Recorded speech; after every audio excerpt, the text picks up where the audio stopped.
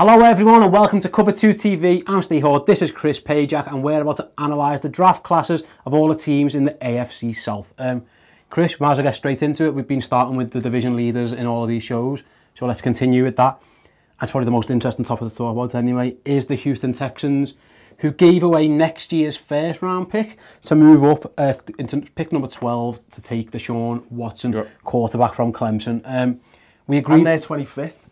Yeah, this year's they've given basically two firsts. Haven't already give away a second to Cleveland to get rid of Brock Osweiler. So in effect, Deshaun Watson's costing two firsts and a second, basically. They have mortgaged the house on him being the guy. And they've needed the guy. You know what I mean? He's a talented kid. He is a very, very talented quarterback. It's whether they've overpaid for him. That's what it comes down to with Watson. Again, we've said this on previous shows, you can't pay too much for a quarterback. If he wins, it's fine. If he doesn't, you look like an idiot and you're probably going to get sacked anyway. You've mortgaged the house on him, haven't you? And I think it's, again, I don't think any of the quarterbacks in this draft are worth taking that high. What is decent enough, if you think he has to sit for a little while, at least you've got Tom Savage who can play a few games. Having said that, I think Deshaun Watson will be day one starter and we'll see how he goes.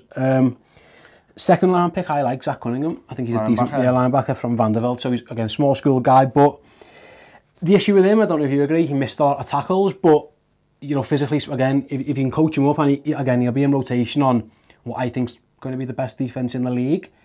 To add another piece into there just makes perfect sense. Your offensive sound. Look, I think they're planning for the future with this one. I think they're looking at when Brian Cushing's going to be going and all that type of stuff. He can play in 3-4, of course. So yeah, he's in there for the rotation, but in a season or two's time, he will be the guy. And he will be the guy in Houston, and I think that defense is going to be strong for a few years yet. Yes, it definitely should be. And like I say, we'll talk third round quickly. What's his name? Donta Foreman, sorry. Yeah. For a big back, he's 6 foot and he's 6 foot 230. He moves quickly and he's a good change of pace if you need him for Lamar Miller. Well, that's it, isn't it? Lamar Miller, you know, he needs someone who can take some carries off him and stuff. And look, he's a good running back. This guy. Yeah, he is. Yeah. He's a very, very good running back. And as I say, I think that's a good pick as well. And so moving on then, second division last year, Tennessee Titans, of course, had two first round picks. They go first of all, they go Corey Davis, wide receiver, and then second, pick 18, Adoree Jackson, cornerback. My analysis first is that they thought we need a receiver and we need a cornerback. The cornerback class is deeper, so let's get the receiver first, and whatever corner's there at 12 we'll get, and that makes sense. He is going to be a wide receiver one in this league, and 100%. You know what? I think that again, man. It's just I like a lot of these picks, to be honest with you. And even third round, Taywan Taylor is going to be a receiver, so they've given Marcus Mariota two weapons, and like I say with Adoree Jackson, lightning fast. I imagine he'll return punts straight away, return kicks straight away, and he'll be a dynamic in that. And I get what people were saying, well, why is that a reach for Davis? And it kind of is, but then if they don't, we see what happens by what, 4 picks later, 2 of the wideouts have gone. Whereas at 18, how many picks they could have took a number of different corners. There was like 5 or 6 left on the board who arguably first round talent. So I think you'd have to judge the 2 picks as a duo, you know what I mean? If they either went corner 5 and took Marshawn Lattimore, for example, well, what receiver are they getting at 18? Well, there's no one. You're getting a second round talent, aren't you, really? So I get that. And like I say, Taywan Taylor. It is a bit of a mad one, this. Like, I mean, I like Taywan Taylor. Yeah, but they've given how many picks did they have to give away for that? Yeah, they gave a few. Yeah, they went via a few. Yeah, so they had loads. That's the good thing about it. Anyway, they go through it, and inside or out, I think he can play outside. I think he can play in the slot. And like I say, they needed receiver help. We saw that last year, didn't we? They weren't blessed with receiving talent, and they're a run-based team anyway. They're going to run the ball, but at least now Marcus Mariota's got his options to catch passes from. Sorry, my favourite player in the draft, and we're going to move on now to the Indianapolis Colts, was Malik Hooker. Yeah, you talked about it big time. Absolutely astounded that he fell to 15. I just cannot believe it.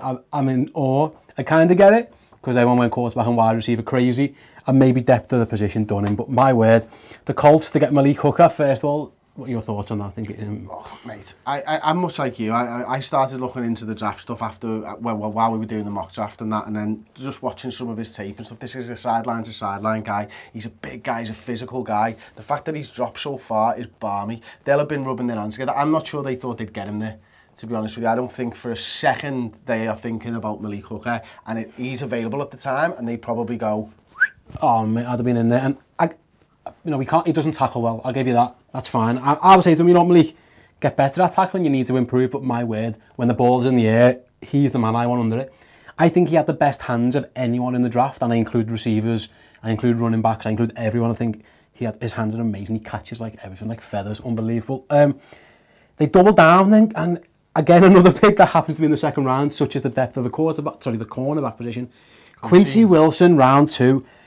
Again, it's just one of those where they must have just been laughing their backsides off. That's an unbelievable value pick of 41. It isn't. Look, this guy's he's very good in coverage situations, and that's what you've got to be in the NFL. Big press corner. He's got to. Press coverage is what it's about for him right now. And look, again, another big physical guy that will get the job done. Yeah, and like I say, what I like about him, he's hard in the running game. He gets off his blockers. So he'll probably be a receiver against, for example. He just throws them the floor and gets in, and he is a good tackler.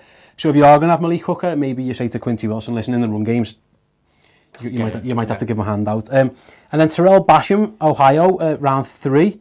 Defensive end, we said they need pass rush. We think the Colts need pass rush. They obviously took best player available, I think, personally, at 15 and 46. So then now they address need in round 3.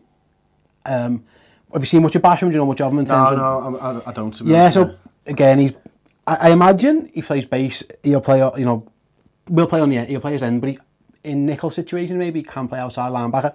He is a very good pass rusher. Probably better against the run than he is a pass rusher, but he's in round 3. So, if he was an elite pass rusher, he'd have been off the board a while ago. What do you think of their overall strategy? Because, look, for me, the Colts, I know they needed to fix the defence. That had to be job number 1. But they needed to protect this quarterback as well. They took Zach Banner with the 4th round, and the issue with the mate was that at 15, there's no one I don't think line worth taking, and by the time they come round to 46, they'd all gone. They all, so we saw Lamp go, we saw Bowles go, we saw Ramczyk go, we saw Cam Robinson go. Other than that, I think then but this is what trades are for. I mean, if that's what their needs are. If they wanted to, they could have traded off for one of those guys. I'm not sure any of those guys are worth trading off for, to be honest. I wouldn't personally have advocated that. But you've got a quarterback who's your franchise quarterback who's getting hit every single week. Yeah, it's a fair point, absolutely. And the thing with Zach Banner, you've got to protect him down the line. You've got to protect him 5 years from now. Yeah, absolutely, mate. And the thing with Zach Banner, who they took in the 4th, is he's a run blocker. He isn't a great pass protector. And it's like say, well, I'm funny enough, they took Marlon Mack as a running back, and he's going to be the change of pace guy to Frank Gore. Maybe they're thinking of running the ball more. I don't know. That Banner pick makes me think maybe they are, if they're going to play him, because he's not a good pass protector. But it's whether he even makes the team in the first place. What I would say is that, yeah, Andrew Luck needs to be protected more. He also needs to do a better job himself of getting the ball out. He takes too many hits he doesn't need to take. Yeah, he's waiting too long. Yeah, but I agree. Yeah, I mean, those 2 first picks, I mean, they followed my philosophy that I like doing, of just take the best player. Go, who's the best player, and we'll figure it out later. And I think I love Malik Hooker. I could just give them an A+. I just wonder whether they've seen Malik Hooker, they've gone, we didn't think he was going to be available, and they've shredded the plans. Yes. Based on that one player. Absolutely. Because they might have had Ryan Ramczyk or Bowles or Lamp there, and they thought, you know what, this guy's just too good to pass on. It wouldn't surprise me. But that can have a knock-on effect through the rest of their draft class. We'll see how they go, won't we? We'll see if Andrew Luck ends up injured again. He's having surgery. He's going to be hopefully fire and fit.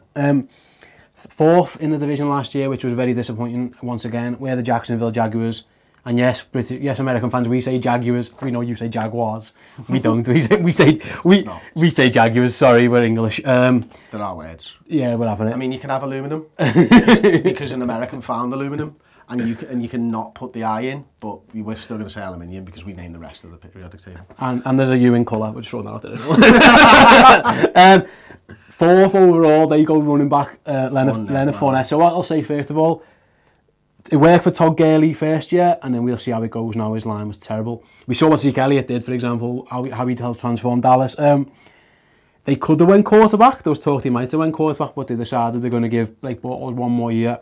But what are we going to do to help him? Well, we're going to give him an absolute monster. This is my favourite running back in the whole thing. Like, I mean, absolutely brilliant. Jumps to the top of that depth chart, but jumps up ahead of Chris Ivey, jumps up ahead of Yeldon. I mean, the guy gives them so many more options, and Bortles needed help. And one way to help your quarterback is give him a running game and give him options in that running game. It's not just one guy that you're going to line up behind him or whatever. So for me, great pick. A guy that will fit in well in that locker room as well. Big, physical running back. That's what the Jaguars need. They need to be physical. 20 carries a game, hand the ball off, get the ball out of Blake Bortles' hands. You've got an amazing defence. You've you know, you've used free agency now to bring in absolutely, you know, their defence now, or defence, sorry, is it's you know, it's star-studded from back to front. You know what I mean? AJ Bouye, they brought in, for example, they brought Calais Campbell in. It's just the list goes on and on and on, doesn't it? And we'll see what you do if you again rely on your defence. We were talking earlier on a previous video. Oakland should rely on their offence and maybe hide the defence. This is the exact opposite.